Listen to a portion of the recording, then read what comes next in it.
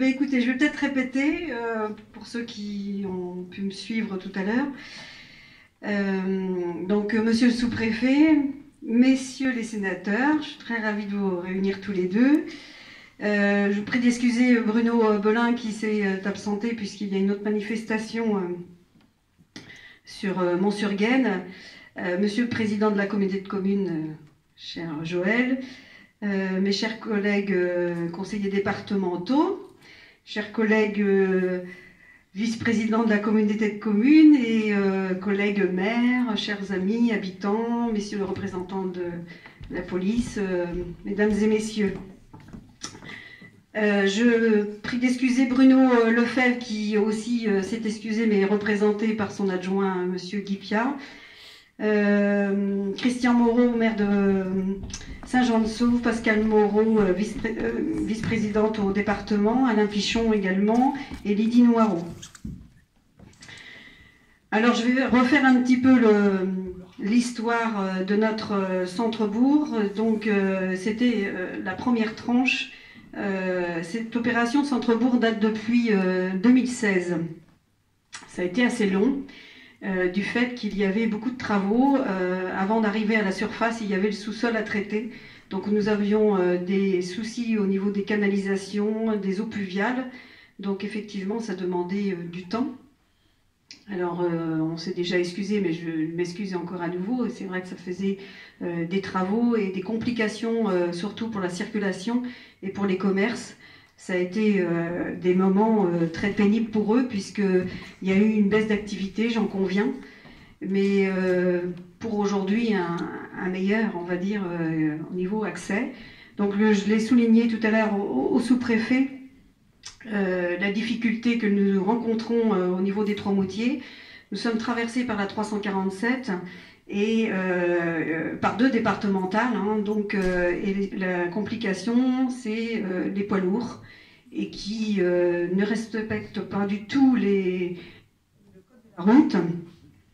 Et nous avons constamment des dégâts et qui est encore plus c'est encore plus ennuyant, c'est surtout une maison d'habitation qui se trouve à l'angle. Et elle voudrait faire des travaux et elle ne peut pas faire puisque nous avons revu déjà avec le département comment on pouvait œuvrer, mais nous avons vraiment un grand coup de pouce peut-être pour la signalisation ou voir comment on peut vraiment pour les dissuader, puisque cette traversée de centre-bourg elle était principalement bien sûr pour l'accessibilité dans les lieux publics bien sûr, mais aussi sécurité puisque nous avions des trottoirs très très étroits. Et un couloir, alors on n'a pas pu aller, on n'a pas pu, disons que je pense que vous n'auriez eu marre parce que le Trois-Moutiers est assez long et on a des routes très très étroites et donc on a voulu privilégier bien sûr le piéton, alors et pas supprimer les véhicules, mais c'est pas toujours évident, donc on a encore des aménagements et c'est vrai que ça a pris un petit peu de retard. Le coût total du marché est de 420 000 €. Le département a financé avec Active 2 et 94 000 et 47 000 pour les enrobés. Et nous avons eu l'aide de la DETR pour 150 000 €. Donc en total, nous avons à peu près 70% de subvention, donc je trouve que c'est pas mal. Par les temps qui courent, il paraît que c'est pas mal. Donc je remercie parce que, je le redirai encore peut-être en conclusion, mais effectivement ça aide beaucoup les collectivités. Et vous avez vu en face de la boucherie, nous avons encore c'est lancé, mais les travaux seront cet hiver normalement. Donc on va avoir la réflexion du lavoir qui se trouve en face de la boucherie.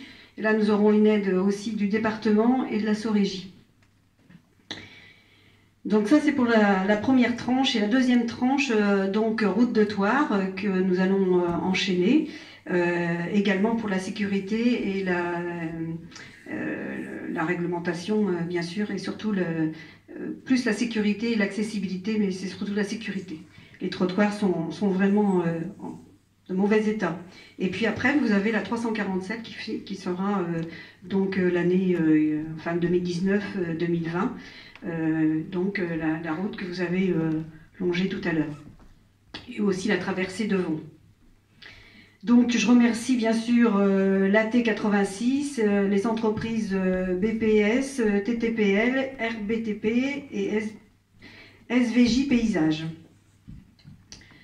Après, donc, vous avez eu la visite donc, des 2 locaux donc, associatifs. L'idée, c'était de tout regrouper et de mutualiser.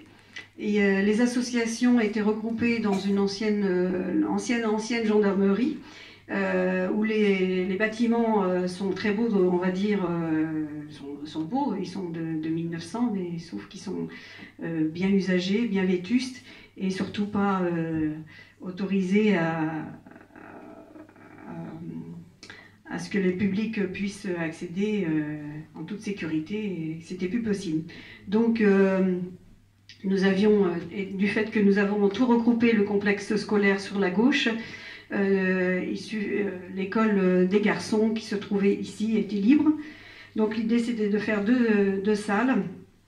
Donc cette salle s'est mutualisée. Donc je ne vais pas citer toutes les associations, mais principalement les écoles, le comité des fêtes, pardon, le club de la Barousse, donc les aînés ruraux, et puis la chorale. Et puis nous avons de ce côté-ci donc la chasse, et puis un grand local qui est dédié pour entreposer tout le matériel à toutes les associations. Donc il y a un planning, il y a un roulement, et toutes les associations donc des Tromoutiers ont la possibilité de se retrouver ici. Et le coût total de cette opération, 450 000. Donc également nous avons l'aide du département pour 135 000, l'état des DETR de 126 000 et la réserve parlementaire donc de mes anciens et nouveaux, on va dire, Jean-Pierre Raffarin et Alain Fouché, nos sénateurs, pour 25 000 €. Donc la réserve parlementaire était la bienvenue. Donc nous avions un autofinancement donc, de 164 000, donc une subvention de 64%, donc c'est pas trop mal non plus. Je remercie donc l'entreprise, notamment les entreprises BPS, RBTP, Millet, Bourdon, EME, Guéret, Mijon, Knoplof, j'arrive jamais à le dire, Dinuit, et puis l'architecte M. Cheminade qui s'est excusé qu'il ne pouvait pas être présent non plus. Et puis nous voulions, donc j'avais soumis l'idée à mon conseil municipal d'installer un city-stade, puisque nous avions un gymnase qui est bien vétuste et aussi un terrain de tennis qui n'est pas en très bon état. Donc nous avons réalisé, le conseil a bien suivi. Et donc le coût de l'opération c'est 46 878 et nous avons une aide également du département de 10 000 €, le CNDS de 11 000 €, de la commune bien sûr le reste. Donc tous ces travaux, donc je remercie toute l'équipe municipale, mes adjoints respectifs par rapport à leur commission responsabilité, donc Jean-Paul Bellamy, mais aussi tous les autres élus qui ont pu suivre les travaux. Centre-bourg. Pour ce qui était bâtiment, il est absent aujourd'hui, mais notre adjoint Bernard Somville-Coupé, également associé donc les autres élus, et le City-Stade où Evelyne Gourdeau aussi a suivi les chantiers. Et je dis bien, bon, avec les occupations, je remercie les conseillers qui s'investissent, puisque un maire tout seul ne peut rien faire. Et donc je les remercie, et également les secrétaires et puis nos employés communaux.